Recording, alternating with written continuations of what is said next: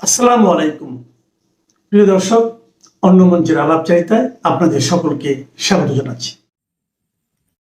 ধন্যবাদ আপনাকে, সেই সাথে আপনার আমজনতার দর্শকদের সালাম, নমস্কার এবং শুভেচ্ছা। অলরেডি আপনি হয়তো জানেন যে এই মুহূর্তে রাশিয়ান 5,000 থেকে 6,000 সৈন্য অলরেডি ভারতে ঢুকে গেছে, এই মুহূর্তে আছে, তাদের সাথে সামরিক চুক্তি হয়েছে।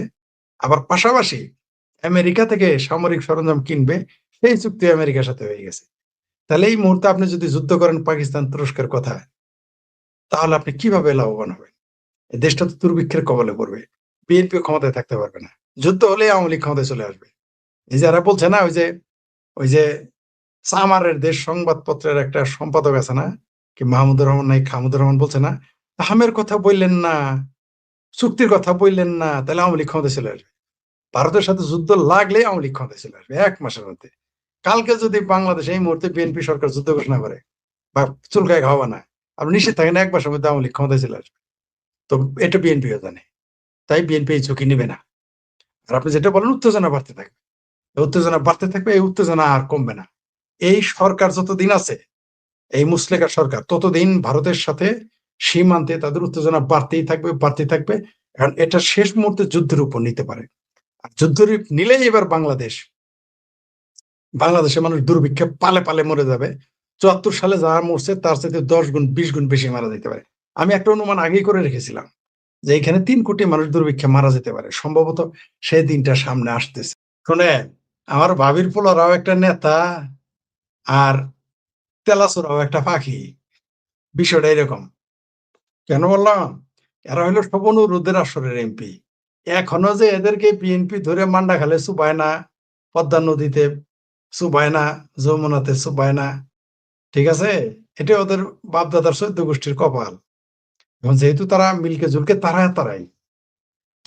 বলেই না, প্রীতি ম্যাচ খেলতেছে বলেই না, কোনো কিছু করতেছে না। তাহলে এগুলো বলে যেখানে জয় বাংলা স্লোগান দেওয়া যায় না, যেখানে বঙ্গবন্ধুর 32 নম্বর বাড়ি থাকে না, আওয়ামী লীগের বাঘ সিংহরা মাঠে নামতে পারে না, আওয়ামী লীগের বাঘ সিংহরা ফেসবুকে পোস্ট দিতে পারে না, সে জায়গায় আমার ভাবির পোলারা, ওই যে বললাম তেলাসরাও একটা পাখি, আর আমার ভাবির পোলারাও নেতা, তারা বিএনপির নেতারা গালি দিতে দিতে কমায় পাঠায় দেয়। বিএনপির মন্ত্রীরে মাফিয়া বলে, খোদ তারেক রহমানকে বলে কি কুলাঙ্গার বলে প্রধানমন্ত্রীকে, কেউ কিছু বলে না। এগুলো হচ্ছে প্রীতি ম্যাচ। তো আমার ভাবির পোলারা, তাদের জন্য তাদের কপালে যে কি শনি আছে সেটা আপনারা দেখতে পারবেন। আমি তো বলেছি যে এরা যত এমপি হোক মন্ত্রী হোক, সেনাবাহিনী ঘরে চলে যাওয়ার পরে এরা এতই লাথি উষ্টা খাবে যে এরা নিজের বাপের বাড়িতে থাকতে পারবেই না, প্রশ্নই আসে না। আমার ভাবির পোলারা এমপি হয়েও সংসদে যেতে পারবে না, এমপি হয়েও শ্বশুর বাড়ি যেতে পারবে না, আপনি দেখতে পারবেন কিছুদিনের মধ্যে। আর এরা জনপ্রিয় কবে ছিল, এদের সিনে কে জনপ্রিয়? আপনি এটা কি গান নাকি যে আপনার গান হিট হয়ে গেল আপনারা চিনলো? রাজনীতি এত সহজ? এরা হচ্ছে, এদের কারো অর্জন করার যোগ্যতা না, এগুলো হলো আরোপিত যোগ্যতা। আপনি বলেন এদের রাজনৈতিক বয়স কত, এদের রাজনৈতিক খতনা কবে হইল? সর্বোচ্চ এদের রাজনীতির বয়স 36 দিন, আর নিজেরাই তো বলে 36 জুলাই। এর আগে পিছিয়ে তাদের ভূমিকা কি? এই যে আমার কালাপাড়া ভাবির পোলারে কে চিনত? তারা তো একজনও পেত না। শুধু তাই না, তারা আন্দোলন আগে বঙ্গবন্ধুর নাম নিয়ে আসতো, বঙ্গবন্ধুর বাংলায় অমুক তমুকে ঠাঁই নাই, কপালে বাংলাদেশের পতাকা। এরা তখন বলতো আপনি ওইটা না, সাদিক কামকে বলতেন শিবিরের ব্যানারে ইলেকশন করতে, দেখতাম ভিপি কেমনে হয়, দেখতাম আমরা। তাহলে কি ঢাকা বিশ্ববিদ্যালয়ে ঢুকতে পারতো? আমার ভাবির পোলারা তো এখনো বাংলাদেশের সংবিধান ছিঁড়ে ফেলতে চায়, বাংলাদেশের পতাকা কপালে বেঁধে। এরা কি জয় বাংলা স্লোগান দেয় নাই? এরা কি বাংলাদেশের পক্ষে স্লোগান দেয় নাই? বাংলাদেশের পক্ষের স্লোগান দিয়ে দিয়ে এরা মানুষ জমায়েত করেছিল। এখন নামুক না দেখি কতজন লোক হয়। এখন তো তারা ক্ষমতায়, আমার ভাবির পোলারে আন্ডা দিয়ে ঢেলায়। কেবল তো আন্ডা দিয়ে ঢেলাইতেছে, আন্ডা যে কোন দিক দিয়ে দিবে এরা তো আর কয়দিন পরে বুঝতে পারবে। আগে তো শুনতাম সেনাবাহিনী আন্ডা দেয়, মানুষের কাছে শুনতাম। এইবার তো আন্ডা পাবলিকে দিবে আমার ভাবির পোলাদের।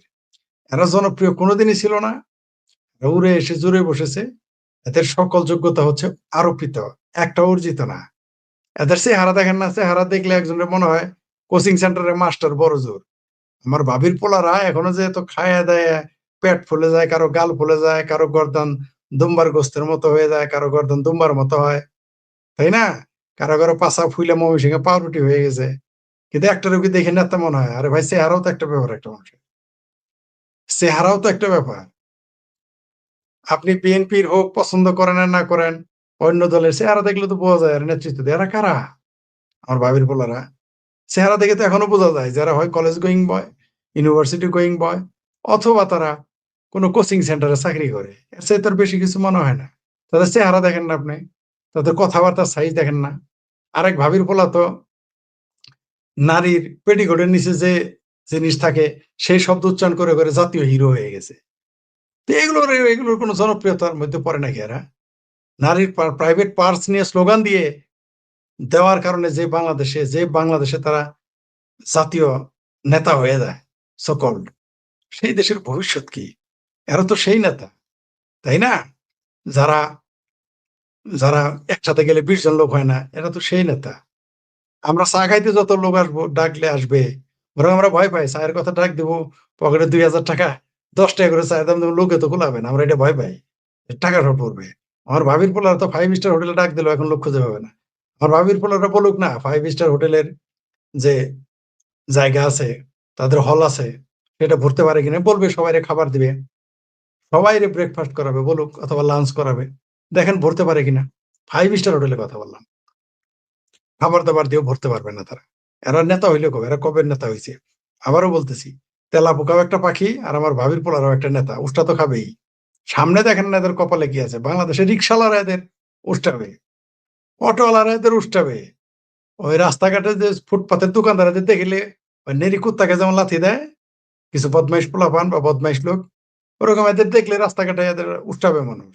শুধু সেনাবাহিনীকে বেড়াকে ফিরে যাইতে দেন, এমপি হয়েছে তাই কি হয়েছে? যার কাজ তারই সাজে, অন্য করলে ঝাঁঝর বাজে। ওই জোর করে আপনি দখল করে নেবেন, মানুষ তো জানে যে আপনি বাড়ি এলাও না, আপনি ভাড়াটিয়াও না, আপনি জোর করে এসে দখল করে বসে আছেন। কিন্তু আপনার পিছনের যে সাপোর্ট আছে, আপনার পৃষ্ঠপোষক যেদিন থাকবে না, সেই দিন আপনার কি পরিণতি হবে? ওই বাড়িওয়ালা আর ভাড়াটি যারা ভাড়া থাকে তাদের আসতে হবে না, আশেপাশের যে লোক থাকে তারাই তো উঠতে হবে। তা আমাদের ভাবির পোলাদের জন্য সেই দিন অপেক্ষা করতেছে, এদের শাশুড়ি সহ দেশ ছাড়তে হবে।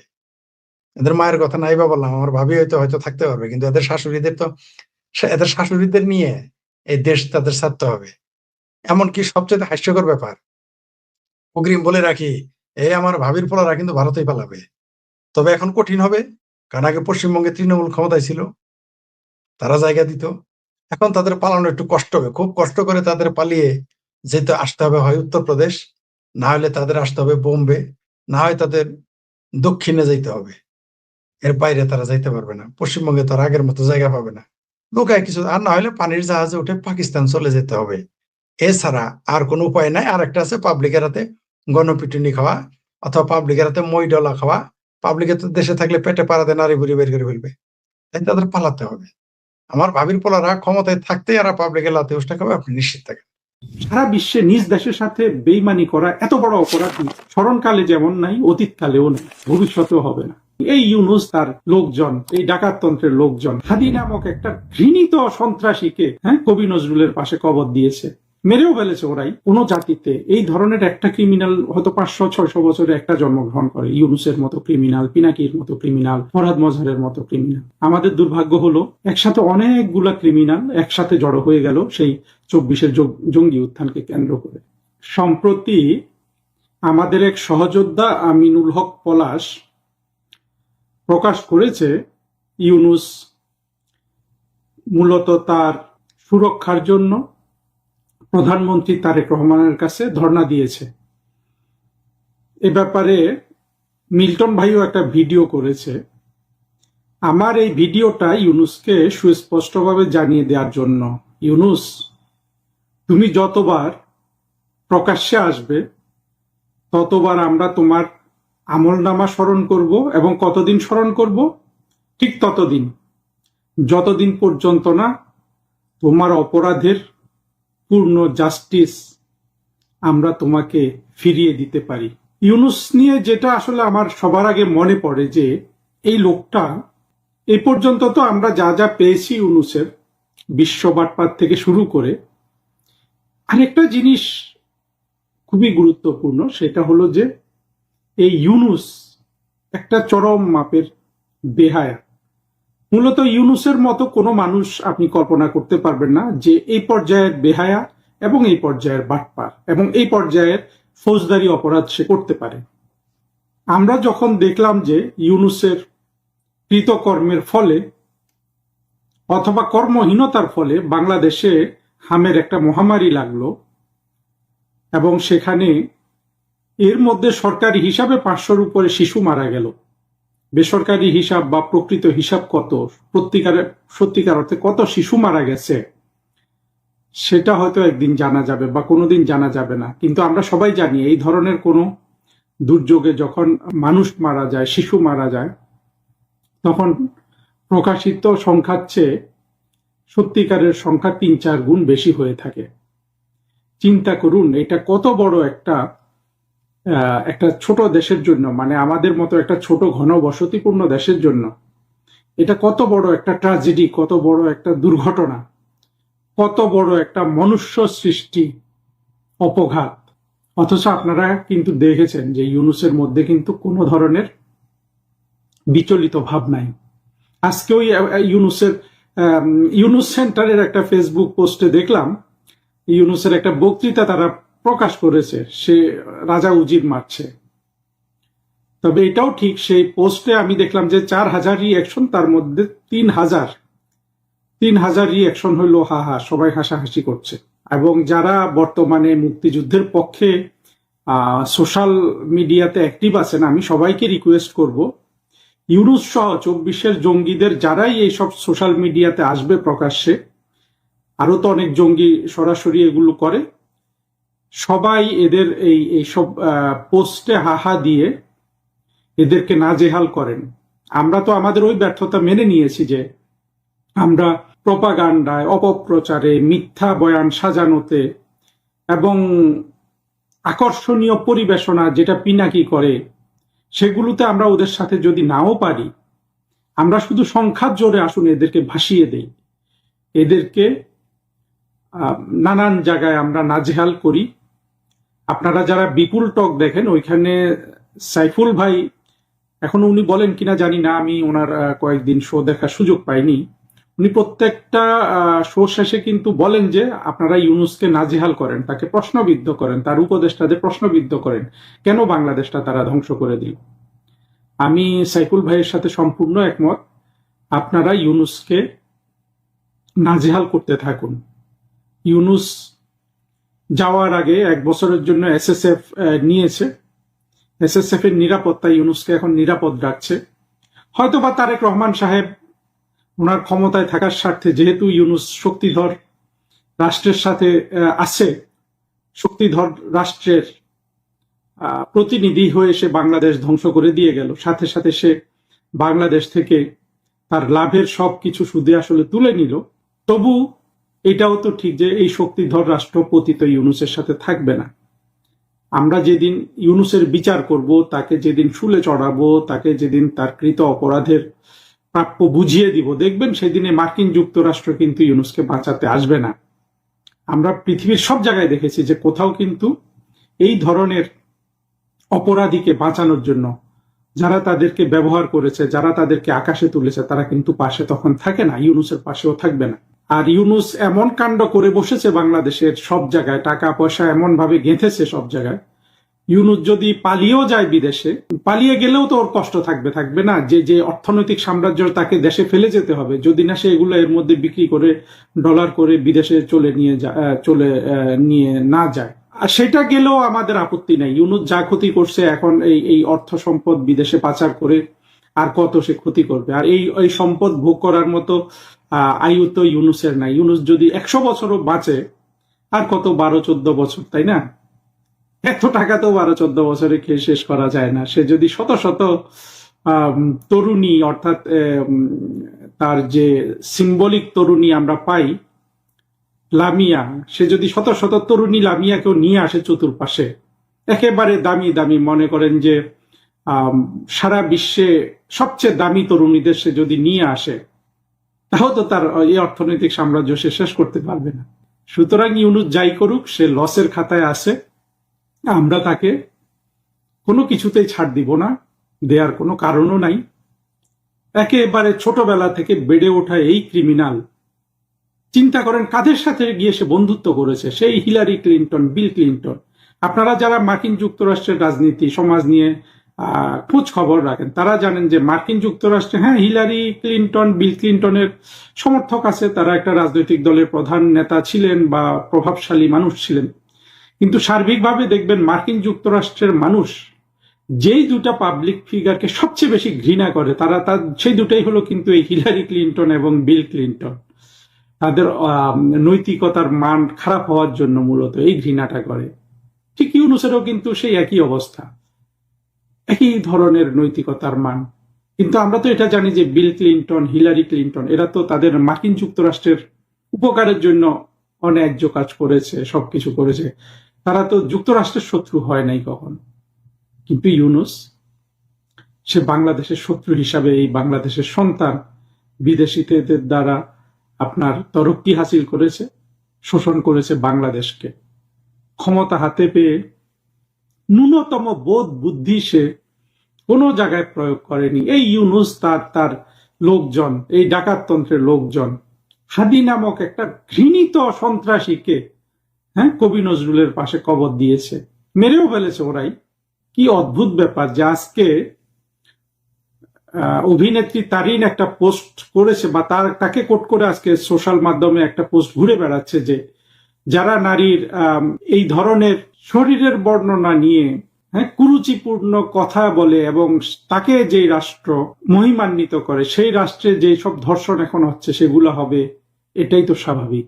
তারিনের এই মন্তব্যটা দেখে আমার যেটা মনে হয়েছে সেটা হলো যে ইউনূস এবং তার যারা অনুসারী, সেই নুরুল কবির, এই মাহফুজ আলম, মাহফুজ আনাম, মতিউর রহমান, এরা তো প্রত্যেকেই আসলে সভ্যতার এক একটা কলঙ্ক হিসাবে দেখা দিয়েছে আমাদের বাংলাদেশ সমাজে। বাংলাদেশের প্রতিটা কুলাঙ্গার, প্রতিটা পাকিস্তানপন্থী ইউনূসের পেছনে দাঁড়িয়েছিল। আমরা কিন্তু তাদের কথাও মনে রাখবো, কিন্তু সবার শিরোমণি যে ইউনূস, সেটা আমরা অক্ষরে অক্ষরে আমরা বাংলাদেশের মানুষের কাছে তুলে ধরব। বাংলাদেশে যখন বন্যা চলছিল তখন ইউনূস এই ধড়িবাজি করে বলছে যে আমি কত হাজার কোটি টাকা তুলে ফেলেছি, পরে বাংলাদেশের এই সেই ফেনী অঞ্চল, নোয়াখালী অঞ্চলে বন্যায় কাউকে একটা টাকা কেউ দেয় নাই। ক্ষমতা এসে 666 কোটি টাকা সে মাফ করে নিয়েছে, অপরাধের টাকা, অর্থাৎ ট্যাক্স না দেওয়ার টাকা। এবং মানুষের কোনো দুঃখ কষ্টে কোনোদিন কোনো ধরনের তার যে এগুলো নিয়ে কোনো ধরনের মানে সে যে একটুও বিচলিত, কখনো সে এটা প্রকাশ তো দূরে থাকে, এই যে বিচলিত না হওয়া যে একটা ডাবল ক্রিমিনাল। কোন ক্রিমিনাল কিন্তু ইউনূসের মতো অবিচল থাকতে পারে না।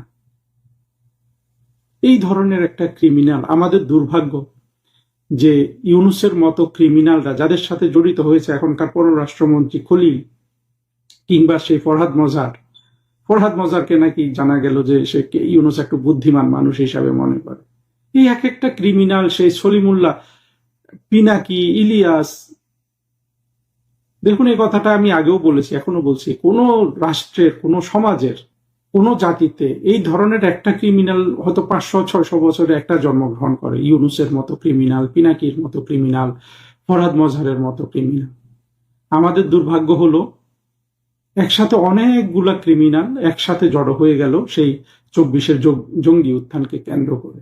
আপনারা কখনো কি বাংলাদেশে গত 2টা বছরে যেই পরিমাণ অশান্তি চলছে, যেই পরিমাণ আপনার খুন খারাপি চলছে, যে পরিমাণ বিপদ আপদ চলছে, সেটা বাংলাদেশের 55 বা 52, 53, 51 বছরের ইতিহাসে কখনো তো আমরা কেউ দেখি নাই।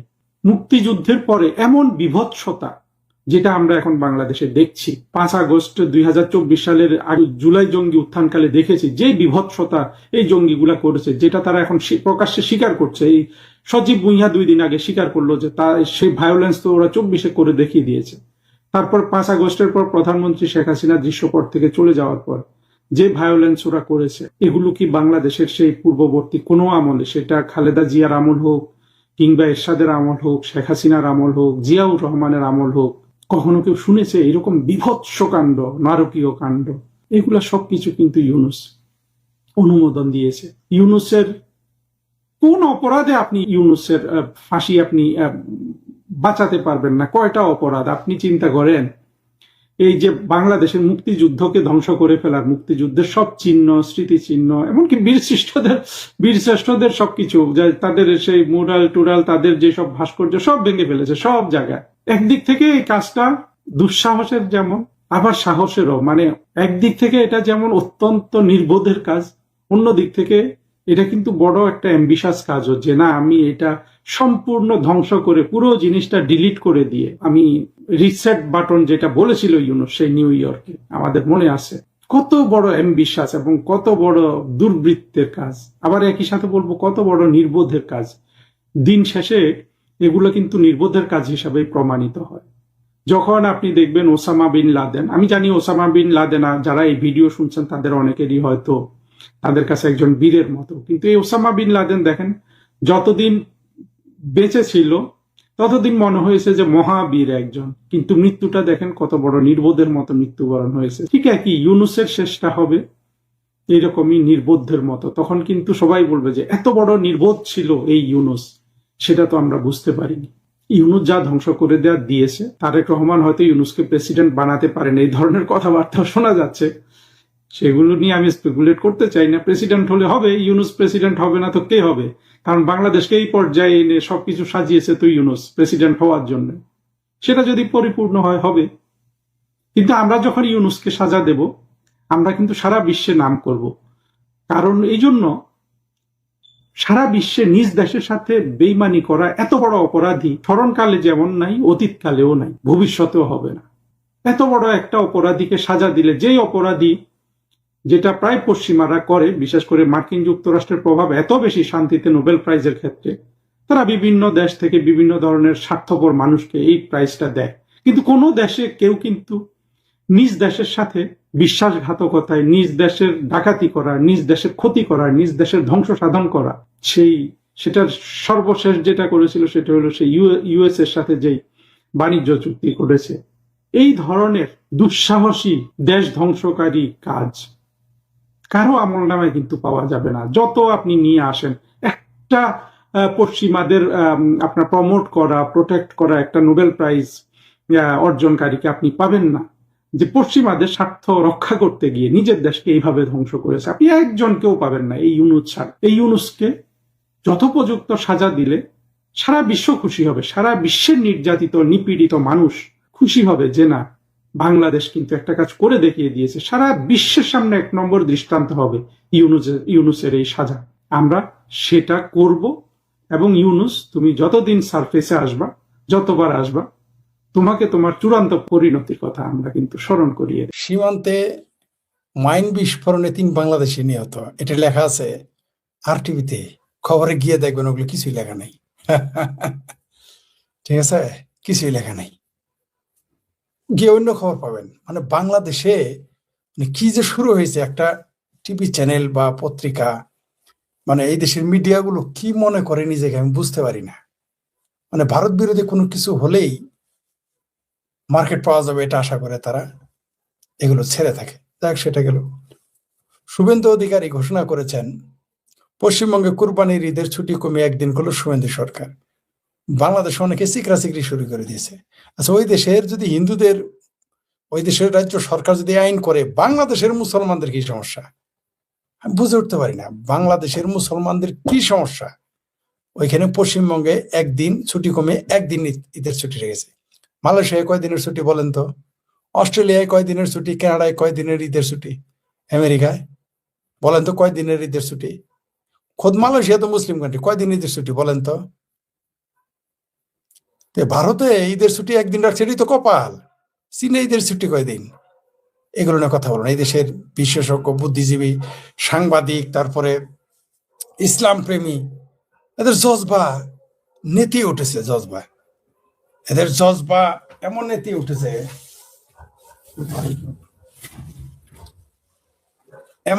উঠেছে, যে মহাভারত অশুদ্ধ হয়ে গেছে, মনে হচ্ছে আসমান থেকে ঠাটা পড়ে গেছে।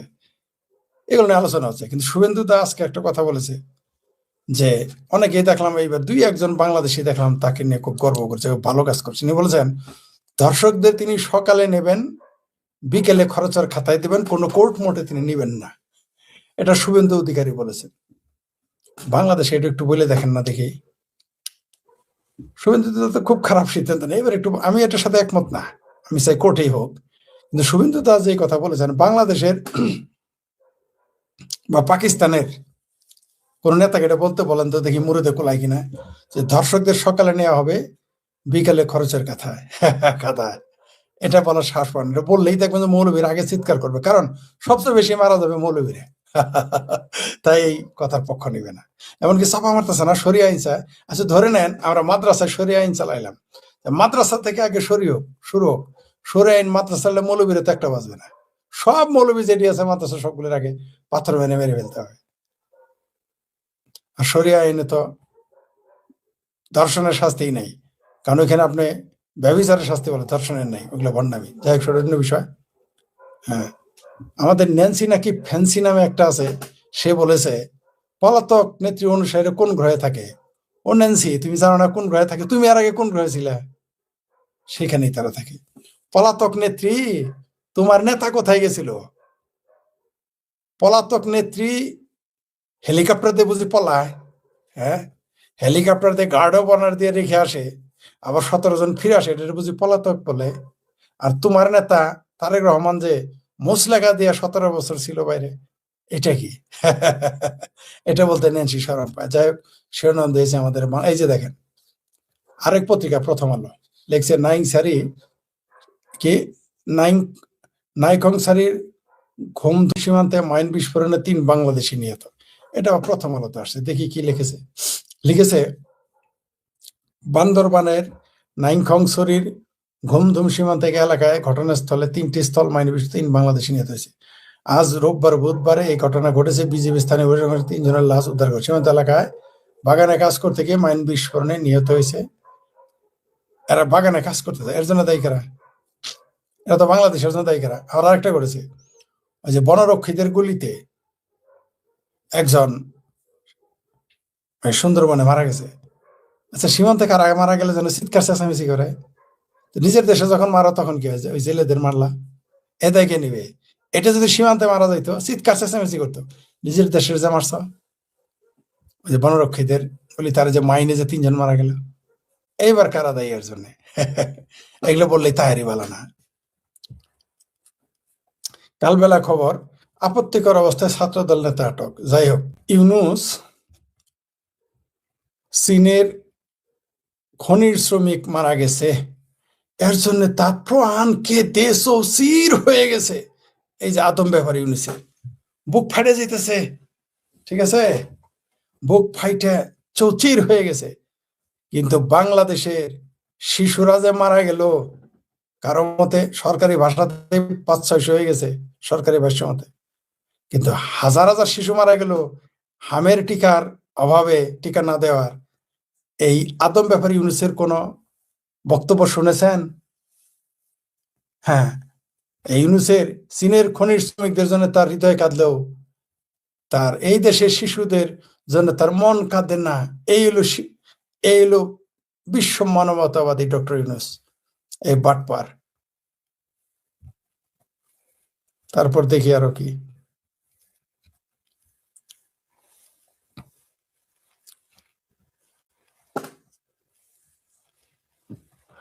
আমাদের আরেক কাকে কেউ রনি বলে, গোলাম ময়লা রনি বলে, কেউ গোলাম মৌলা রনি বলে, কেউ রনি বলে। তিনি বলেছেন শেখ হাসিনা কোন আইন মেনে দেশে আসবে না, আইন ভেঙে দেশে আসবে, এবং আসার পরে কোন আইন থাকবে না। ঠিকই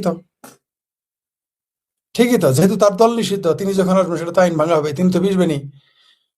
তিনি বিপ্লবী সরকার গঠন করে ফিরবেন, এবং এটা আমি মনে করি এটাই হোক। তিনি একটা বিপ্লবী সরকার গঠন করুন, তার উপদেষ্টা পরিষদ গঠন করুন, করে তিনি রওনা দেন, কিছুই হবে না। এই দেশে ঢুকে গেলে কিচ্ছু হবে না। এই দেশে কারো মায়ের মুরদ নাই শেখ হাসিনাকে ঠেকায়। কারণ আমি বারবার বলে আসছি, পৃথিবীতে 2 জন মানুষ বলতে পারে যে এই দেশটা আমার, সবাই বলতে পারে, যে আমিও বলতে পারি বাংলাদেশ আমার, কিন্তু আমি কিন্তু বলতে পারবো না বাংলাদেশ আমার বাপের। কিন্তু শেখ হাসিনা, শেখ রেহানার কিন্তু বলার অধিকার আছে। তারা বলতে পারে এই দেশ আমার এবং আমার বাপের, একমাত্র তারা 2 বোন বলতে পারে।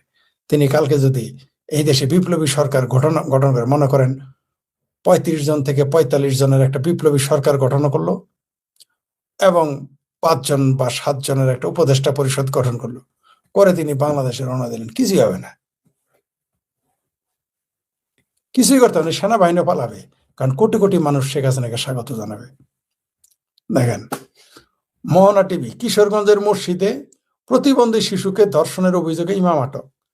এদের লজ্জা হায়া কিছুই নেই। এই মৌলবীরা যে কত বড় বদমাইশ, আপনাদের কি এখনো এই মোহ কাটবে না? কাদের খাওয়ান, কাদের পরান, কাদের হাদিয়া দেন? আপনার পোলাপানের এই বলৎকার করে, আপনার পোলাপানকে ধর্ষণ করে এরা।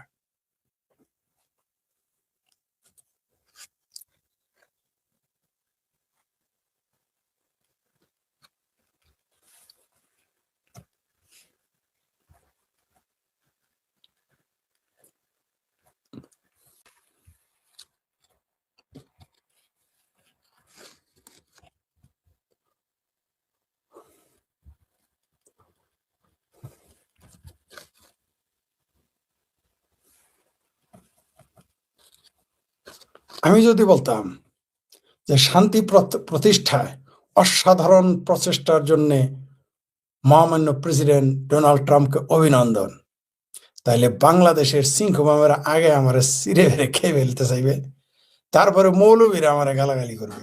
কিন্তু মজার বিষয় কি জানেন? মজার বিষয় একটু মুছে তা দিয়ে নেই, ঠিক আছে? মুছে এবার তা দিতে হয়, ঠিক আছে? মজার বিষয় হলো যে পাকিস্তানের প্রধানমন্ত্রী শাহবাজ শরীফ এই কথাটা বলেছে যে শান্তি প্রতিষ্ঠায় প্রেসিডেন্ট ট্রাম্পকে অভিনন্দন। এটা আমি বললে কিন্তু মহাভারত অশুদ্ধ হয়ে যেত। আমেরিকায় থাকা সিংহবামের আগে আমার গালাগালি শুরু করতো, তারপরে মৌলবীরা।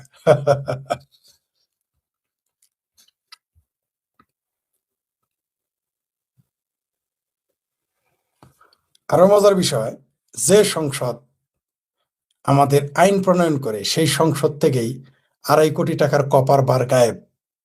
আরে ভাই, কয়দিন পরে তো পুরো সংসদ ভবন গায়েব হয়ে যাবে। আরে এভাবে চলতে তাহলে বাংলাদেশে গায়েব হয়ে যাবে। সংসদ ভবন থেকে উধাও 2.5 কোটি টাকার কপার। সংসদ ভবনে আপনি নিরাপত্তা দিতে পারতেছেন না, বাংলাদেশে কিভাবে নিরাপত্তা দিবেন? কোন দেশে বাস করি আমরা? কোন দেশে বুঝে উঠতে পারতেছি না কোন দেশে আমরা বাস করতেছি। মিয়া মোহাম্মদ হেলাল নামে একজন পোস্ট দিয়েছেন, বিজিবি তুমি কার পক্ষ? প্রশ্নবোধক। ধর্ষকের নাকি ধর্ষিতার? থানচিতে 5 বছরে এক ত্রিপুরা শিশুর সেটেলার কর্তৃক, সেটেলার মানে যারা বাংলাদেশ বাঙালি মুসলমানরা গিয়ে ওই পাহাড়ে যারা বাস করে জোর করে যায় আর কি, সেটেলার বলে, সেটেলার কর্তৃক ধর্ষণ, সেখানকার পাহাড় যুবকরা ধেয়ে ওঠে। বিজেপি স্পষ্টভাবে বলে দিয়েছে 1 মিনিট সময় দিবে না, গুলি করে মেরে ফেলবে। অর্থাৎ পাহাড়িদের, বলেছিলাম না এই দেশের সংখ্যালঘুদের থাকতে দিবে না, আপনারা তো বিশ্বাস করেন না।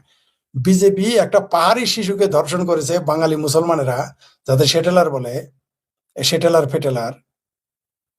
কাশ্মীরে যদি হিন্দু বাস করে নিয়ে যায়, যদিও কাশ্মীর হিন্দুদের ছিল, সেখানে মুসলমানদের সেটেলার হিসেবে নিয়োগ দেয়, হিন্দুদের নিয়োগ দেয় বা রাখে, তখন তো বাংলাদেশ হচ্ছে সিএমএসি উঠবে। কিন্তু বাংলাদেশের মুসলমানরা পাহাড় দখল করে সেটেলার হয়, তখন কোনো সমস্যা না। এখানে একটি মুসলমানদের চরিত্র কোথাও তো পাল্টিবে না। ওইখানে গিয়ে পাহাড়ি শিশুকে ধর্ষণ করছে 5 বছরে, সেটা প্রতিবাদ করতে গেছে বিজেপি তার দিকে বন্দুক তাক করে বলছে 1 মিনিটের মধ্যে চলে যেতে হবে। এরাই আবার বলে সীমান্তে গরু চোর মারা লাগে, এই হচ্ছে এরাই আবার গাজার শিশুদের জন্য কাজে, কিন্তু নিজের দেশের শিশু বলাৎকার হয় সেখানে বন্দুক তাক করে। এই হচ্ছে মুসলমান এবং মুসলমান দেশের বাংলাদেশের আইন শৃঙ্খলা বাহিনীর চরিত্র। পোস্ট দিয়েছেন মিয়া মোহাম্মদ হেলাল।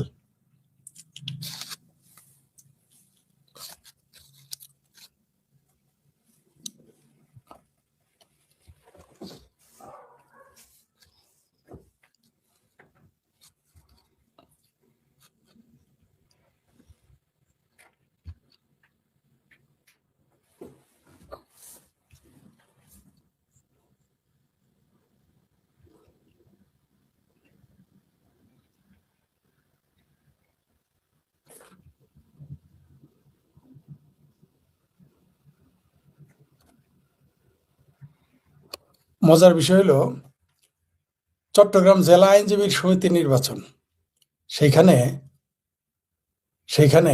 ভোট হয়েছে বিনা প্রতিদ্বন্দ্বিতায় 10টি সব পদে বিজেপি বিএনপির মন্ত্রী, মানে বিএনপির ইলেকশন করতেছে, বিএনপির ভোট, আর কেউ ছিল না। গণতন্ত্র কি বহুদলীয় গণতন্ত্রের উদ্যোক্তা দলের আইনজীবীদের নির্বাচন। মজার বিষয় হইতেছে, স্বরাষ্ট্রমন্ত্রী বলেছেন মধ্যযুগীয় কায়দা, এই যে মুসলিম সরকার মন্ত্রী স্বরাষ্ট্রমন্ত্রী সালাউদ্দিন সাহেব বলেছেন মধ্যযুগীয় আইন চলবে না, পাথর মেরে মারা চলবে না। জামাতেরা মৌলবীরা বলা শুরু করেছে তিনি কাফের হয়ে গেছে। আরেকজন পাকিস্তানের প্রধানমন্ত্রী বেনজির ভুট্টো বলেছিলেন যে চুরি করার পর হাত কাটার তিনি বিরোধী। পাকিস্তানের মৌলবীরা খেপে গিয়েছিল, ইসলাম বিরোধী। এই যুগে এগুলো চলবে? এই যুগে এগুলোকে মানবে? আরে ভাই, পৃথিবীর মানুষ এখন না বেদের আইন মানবে, না বাইবেলের আইন মানবে, না কোরআনের আইন মানবে। এগুলো মানবে না দেখেই তো সংসদ সংবিধান বানায়। এত লজ্জা পাওয়ার কি আছে? আর এত যদি কোরআনের আইন মানে গণতন্ত্রের পাওয়ারেরা, এই যে গোলামের বাচ্চা গোলাম, পাকিস্তানের গোলাম, এরা তাহলে গণতন্ত্রে ভোট দিল কেন? ইসলামে তো ভোটই হারাম। এখানে আসছে কেন এই গোলাম পাওয়ারেরা? কারণ এই দেশের মধ্যযুগীয় কায়দা চলবে না। এই আধুনিক আইন তো মধ্যযুগীয় আইন, ঠিকই তো বলেছে। এত তোমার আধুনিক মনে হয় তুমি পালন করো নিজের ধরনের, তুমি সুদ খাও কেন? ইসলামে তো সুদ হারাম, ব্যাংক বন্ধ করো না কেন? মানে জামাত মানেই মুনাফেক আর বাটপার। এটা অবশ্য যদি আওয়ামী লীগ বলতো তাহলে আরো চেঁচামেচি বেশি হইতো। বিএনপি করছে দেখে বিএনপি স্বরাষ্ট্রমন্ত্রী বলছে একটু চেঁচামেচি কম করতেছে।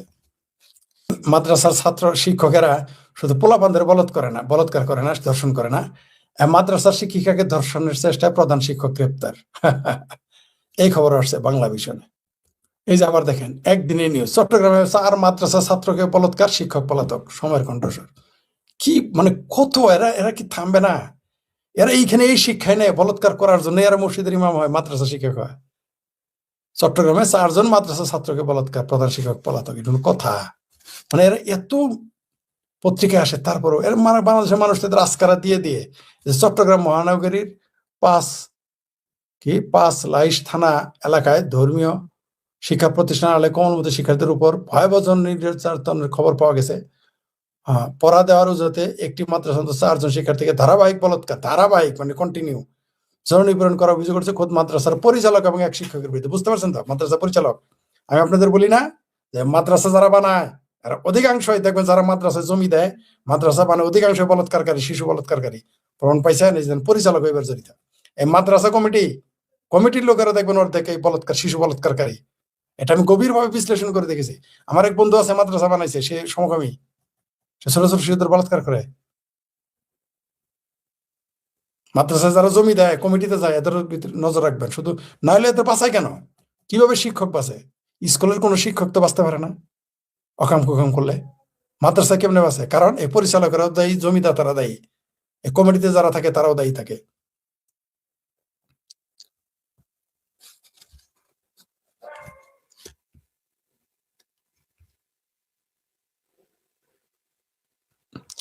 সবচেয়ে বিপজ্জনক খবর হচ্ছে আমার বাংলাদেশ, যেটা দিয়ে এখন শেষ করব। কেমন আছে আমার বাংলাদেশ? চলতি বছর জানুয়ারি ফেব্রুয়ারির মধ্যে ইউএর মোট পোশাক আমদানি কমিয়ে দাঁড়াবে 13.83 বিলিয়ন ইউরোতে, যা আগের বছরের তুলনায় 11.27% কম। ইউরোপীয় ইউনিয়নে রপ্তানি বাজার হারাতে যাচ্ছে বাংলাদেশ। শুধু তাই না, অলরেডি দক্ষিণ ভারতে টেক্সটাইল মিলের হাব গঠন হয়ে গেছে। বাংলাদেশের এই গার্মেন্টস প্রতিষ্ঠান ধ্বংস হয়ে যাবে। যেমন এর আগে আদমজি বন্ধ হয়েছিল, পাট শিল্প ধ্বংস হয়ে গেছে। পরে পশ্চিমবঙ্গে বা ভারতের অন্যান্য জায়গায় পাট কারখানা চালু হয়েছিল। ঠিক গার্মেন্টস শিল্প এখন বাংলাদেশে ধ্বংস হয়ে যাবে। প্রিয় দর্শক, চ্যালেঞ্জ, পাল্টা চ্যালেঞ্জ, অভিযোগ এবং অভিযোগ প্রমাণের চ্যালেঞ্জ, এগুলো বেশ জমে উঠেছে গত দুদিনে।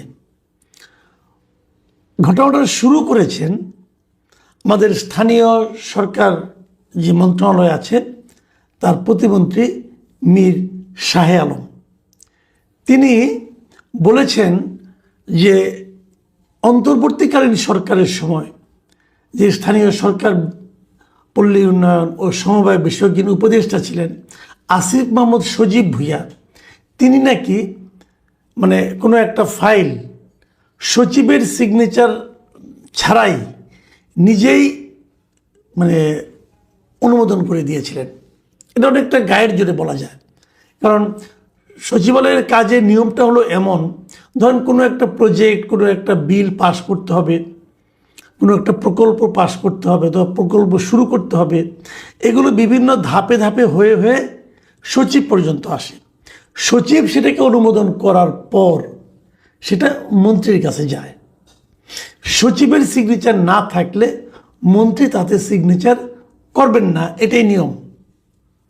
চূড়ান্ত অনুমোদনটা মন্ত্রী করবেন, কিন্তু তার আগে সচিবের সিগনেচারটা থাকা লাগবে। মানে আমলাতান্ত্রিক জটিলতা বলেন অথবা আমলাতান্ত্রিক ধারাবাহিকতা বলেন, আপনি এটাকে যেভাবেই অভিহিত করেন না কেন, এটাই নিয়ম। এই নিয়মের ব্যত্যয় করা যাবে না।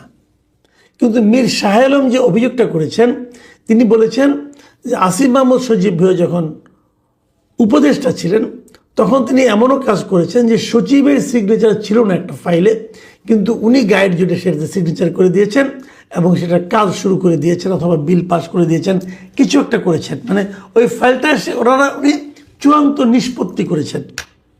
এই কথাগুলো এই মানে আপনার প্রতিমন্ত্রী মীর শাহ আলম শনিবার দিন, গতকাল শনিবার সচিবালয়ে নিজের দপ্তরে সাংবাদিকদের সঙ্গে আলাপকালে এই অভিযোগটা করেন।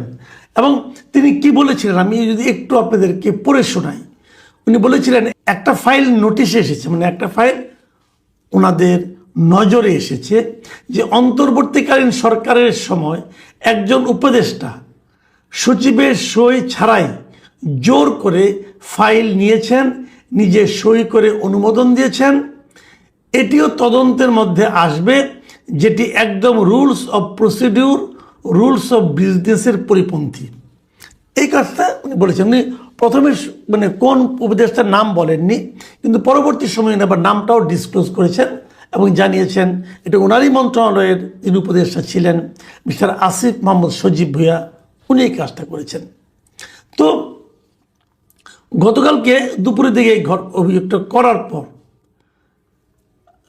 কালকে সন্ধ্যার দিকে আসিফ মাহমুদ সজীব ভুঁইয়া উনি ফেসবুক লাইভে এসেছিলেন এবং উনি ফেসবুক লাইভে এসে প্রতিমন্ত্রী মীর শাহ আলমকে পাল্টা চ্যালেঞ্জ করেছেন এবং তিনি বলেছেন, উনি প্রায় 24 মিনিট কিন্তু সেই লাইভে ছিলেন এবং উনি সেখানে চ্যালেঞ্জ করেছেন যে কোন ফাইলটা এরকম হয়েছে যেখানে আমার সিগনেচার আছে কিন্তু সচিবের সিগনেচার নাই, এটা দয়া করে আমাকে আপনারা দেখান। এই চ্যালেঞ্জটা উনি কিন্তু করেছেন এবং উনি বলেছেন যে এটা রবিবারের মধ্যে দেখাবেন, আগামীকালকের মধ্যে দেখাবেন। চ্যালেঞ্জটা কি সেটা আমি আপনাদের একটু পরে বলছি, ডিটেলে যাচ্ছি। তারপর উনি আবার একটু অন্যভাবে বলেছেন যে ওনারা তো নতুন 3 মাস ধরে মাত্র এসেছেন, ওনারা হয়তো অনেক কিছু বোঝেন না, মানে প্রক্রিয়াটা ওটা বোঝেন না যে অনেকগুলি প্রক্রিয়া আছে এখানে। অনেক সময় সচিব হয়তো দেশে থাকেন না, দেশের বাইরে আছেন, ওই সময় যদি কাজটা করতে হয় তাহলে যিনি অতিরিক্ত সচিব আছেন অথবা সিনিয়র যে অফিসার আছেন মন্ত্রণালয়ের, তারা সিগনেচার করলেও তার মধ্যেও মন্ত্রী হিসেবে অথবা উপদেষ্টা হিসেবে সিগনেচার করা যায়। এইভাবে উনি বলার চেষ্টা করেছেন। তার মানে বোঝা যাচ্ছে এ ধরনের কিছু একটা ঘটনা হয়তো বা ঘটেছে, সচিব হয়তো ওই সময় বাইরে ছিলেন, তখন অতিরিক্ত সচিবের হয়তো সিগনেচার আসছিল, এরকম মনে হচ্ছে আমার কাছে। কিন্তু এখানে আবার আরেকটা নাটকও কিন্তু আছে। নাটকটা আছে এরকম, ধরা যাক উনি একটা প্রজেক্টকে দিতে চাচ্ছেন, সিগনেচার করবেন উনি, কিন্তু সচিব সিগনেচার করছেন না, অথবা ফাইলটা উনি বুঝতে পেরেছেন যে সচিবের কাছে পর্যন্ত আসলে হয়তো সচিব সেটা বুঝে সিগনেচার নাও করতে পারেন, হয়তো প্রশ্ন করতে পারেন যে এটা দেওয়া ঠিক হবে না। এই ধরনের আশঙ্কা হয়তো বা উনি টের পেয়েছেন, টের পেয়ে উনি অপেক্ষা করেছেন। হয়তো সচিব কোনো একটা প্রয়োজনে দেশের বাইরে গেছেন, ঠিক ওই সময়ে উনি হয়তো তার অধস্তরা যিনি আছেন, আরেকজন সিনিয়র মোস্ট যিনি আছেন, তাকে দিয়ে বলছেন তুমি সিগনেচার করে দেন, আপনি করে দেন, আমি সিগনেচার করে দিচ্ছি। এরকমও কিন্তু অনেক সময় হয়, নিজের পছন্দের লোকটাকে রেখে থাকলে তাকে দিয়ে কাজটা করানোর জন্য অপছন্দের লোককে কোনো কারণে কোনো একটা অজুহাত দেশের বাইরে পাঠিয়ে দেওয়া হয় অথবা অন্য কোনো কাজে পাঠিয়ে দেওয়া হয় অথবা ছুটিতে পাঠানো হয়, তারপরে আরেকজনকে দিয়ে কাজগুলি করে নেওয়া হয়। এগুলো এই সমস্ত ফাঁকি ঝুঁকি চোরাগুপ্তা সিস্টেম দেশে চলে, এটা নতুন কিছু না। তো সেরকম কিছু হয়েছে কিনা আমরা জানি না, তবে মীর শাহ আলম বলেছেন উনি এটা তদন্ত করবেন, তদন্ত করলে হয়তো জিনিসটা বুঝতে পারবেন। এবং আসিফ মাহমুদ সজীব ভুঁইয়া কিন্তু এই কথাগুলি বলেছেন। আমি বরং সজীব ভুঁইয়ার মুখের কথাটা আপনাদেরকে একটু বলি। উনি কী বলেছেন যে উনি মানে প্রতিমন্ত্রীর কথা বলছেন, যে কথাটা বললেন সচিবের অনুপস্থিতিতে বা স্বাক্ষর ছাড়া অবৈধভাবে উপদেষ্টা ফাইল পাস করেছেন, আমার মনে হয় এটা নিয়ে আরও বেশি ক্লিয়ারিটি বা স্পষ্টতা প্রয়োজন। এক্স্যাক্টলি কোন ফাইল, এটা তো অন পেপারে থাকার কথা যে একটা ফাইলে আমার স্বাক্ষর আছে, সচিবের স্বাক্ষর নেই। তার মধ্যে মাঝে মধ্যে সচিব বিদেশে সফরে থাকলে তার অনুপস্থিতিতে সাধারণত জ্যেষ্ঠতার ভিত্তিতে একজন অতিরিক্ত সচিবকে সচিবের রুটিন দায়িত্ব দেওয়া হয়, তখন তিনি এই ফাইল ওয়ার্কগুলো কন্টিনিউ করে থাকেন। ফলে সচিবের অনুপস্থিতি হলেও অতিরিক্ত সচিবের অবশ্যই স্বাক্ষর থাকার কথা। আমি একটু ক্লিয়ারিটি চাইব মীর শাহ আলমের কাছে, মানে যে কথাটা আমি একটু আগে বললাম, আসিফ মাহমুদ সজীব ভুঁইয়া এই পয়েন্টেই কিন্তু যাচ্ছেন। দেখুন, এই যে পয়েন্ট আসিফ মাহমুদ সজীব ভুঁইয়া যে কথাটা বলেছেন, এটা কিন্তু আমি এর মধ্যে কোনো কিন্তু ভুল দেখি না, মানে আইনগতভাবে যে উনি বলে আপনি তো দেখান ভাই, এবং উনি এটাও বলেছেন যে হতে পারে সচিব দেশে নেই, একটা ফাইল অতিরিক্ত সচিবের স্বাক্ষরের পরে এলো, আমি স্বাক্ষর করলাম, অতিরিক্ত সচিবের মাধ্যমে চলে গেল, এটা তো আইনগতভাবে বৈধ, একদম ঠিক, কিন্তু আইনগতভাবে বৈধ। কিন্তু শাহ আলম আসলে যে কথাটা বলেছেন সেটা কি এই ধরনের কিছু নাকি অন্য ধরনের কিছু? আসিফ মাহমুদ সজীব ভুঁইয়া তার বেশ বড় লাইভের শেষটা করেছেন এভাবে, আমি শেষটা আপনাদেরকে পড়ে শোনাতেই চাই, এটা গুরুত্বপূর্ণ মনে হয়েছে। তিনি বলেছেন, মিস্টার শাহ আলমকে আমি চ্যালেঞ্জ করছি, যদি সৎ সাহস থাকে, তিনি যদি নিজের বক্তব্যে স্ট্যান্ড করেন, তাহলে আগামীকাল রোববারের মধ্যে ফাইলটা জনগণের সামনে স্পষ্ট করবেন এবং উত্থাপন করবেন। আমি তাকে চ্যালেঞ্জ করছি। আমি মির্জা ফখরুল ইসলাম আলমগীরকেও চ্যালেঞ্জ করছি, যদি তারা পাবলিক না করেন, যদি তারা এটা পাবলিক না করেন, তাহলে আমি মনে করব আমাকে ব্যক্তিগতভাবে আক্রমণ ও হেয় প্রতিপন্ন করার জন্যই তারা এটা করেছেন। বিশেষজ্ঞদের নিয়ে আসুন, কোথায় বেআইনি কী হয়েছে, I am challenging, let's face it. আমি কিন্তু আসিফ মাহমুদ সজীব ভুঁইয়ার যে মেরুদণ্ড, ওনার যে বলার ভঙ্গি, আমি এটাকে কিন্তু অনার করছি এবং আমি এটাকে পছন্দও করছি যে উনি চ্যালেঞ্জ করেছেন, রবিবারের মধ্যে দিতে বলেছেন, আজকে রবিবার চলে গেল। আমি এখন পর্যন্ত খবর পাইনি যে শাহ আলম সাহেব সেই ফাইলটা দেখিয়েছেন, আমি এখন পর্যন্ত জানি না, দিতেও পারেন নাও দিতে পারেন, আমি বলতে পারবো না। তবে চ্যালেঞ্জটা আমি উপভোগ করেছি। আমি উপভোগ করেছি এই কারণে যে আমি নিজেও জানতে চাই যে আসলে কি ঘটনা সত্য কিনা, সত্য হলে কিভাবে সত্য, আর সত্য না হলে কেন মিথ্যা। মিথ্যা একটা অভিযোগ কি একজন প্রতিমন্ত্রী করবেন? আমি মীর শাহ আলম সাহেবকে অনুরোধ করব যে আপনি দ্রুততার সঙ্গে সেই ফাইলের বিষয়টা নিয়ে আপনার অবস্থানটা খোলাসা করবেন। আপনি কি জাস্ট বলার জন্য বলেছেন নাকি আসলেই তেমন কিছু ঘটেছে? যদি না ঘটে থাকে আপনার ক্ষমা চাওয়া উচিত, আর যদি ঘটে থাকে সেটা প্রকাশ করা উচিত। কথা ভাই ক্লিয়ার? যা মনে আসবে বলে দিবেন সেটা তো আর হবে না, আপনাকে ক্লিয়ার করা উচিত। আসিফ মাহমুদ সজীব ভুঁইয়ার অনেক সমালোচনা কিন্তু আমি করেছি, এর আগে বহুবার করেছি। ওনার অনেক কাজ আমার পছন্দ হয়নি, বিশেষ করে ঢাকা উত্তর সিটি কর্পোরেশনে উনি যে প্রশাসক নিয়োগ করেছিলেন এক ভদ্রলোককে, এবং উনি নিজে চিঠি দিয়েছিলেন, সেটাতে একটা মহা অন্যায় ছিল। এরকম অনেক অন্যায় কাজ উনি করেছেন, এতে কোনো সন্দেহ নাই। বিভিন্ন জায়গায় ওনার বন্ধু বান্ধবের যে এলাকায় বসবাস, সেখানে অনেক কাজ দিয়েছেন, সরকারি কাজ, যেগুলো উনি অন্যায় করেছেন, এবং ওনার বিরুদ্ধে অনেক ধরনের আরও অন্যায়ের অভিযোগ আছে, নানা ধরনের, সেগুলি সবই বিচার হোক। উনি নিজে দাবি করেছেন উনি কোনো দুর্নীতি করেন নাই। আমি চাইব এই সরকার কেবল ওনার ব্যাপারে না, পুরো অন্তর্বর্তীকালীন সরকারের সকল উপদেষ্টার ব্যাপারে একটা বিচারের তদন্তের ব্যবস্থা করুক। যদি তদন্তে কেউ দোষী প্রমাণিত হয় তাহলে হলো, তার বিচার হবে। আর যদি না হয় তাহলে তারা যে ঢালাওভাবে নানা ধরনের অভিযোগের মুখে পড়ছেন, সেগুলোর থেকে অন্তত তারা রেহাই পাবেন, এবং এটা পাওয়া উচিত আমি মনে করি। কারণ তা না হলে হবে কি, আমাদের মনে একটা সন্দেহ আছে, আমার মনে তো আছেই, আমার মনে অনেক উপদেষ্টাদের সততা নিয়ে আমার সন্দেহ আছে। এখন সেই সন্দেহগুলো দূর করার দায়িত্ব কিন্তু এই সরকারের।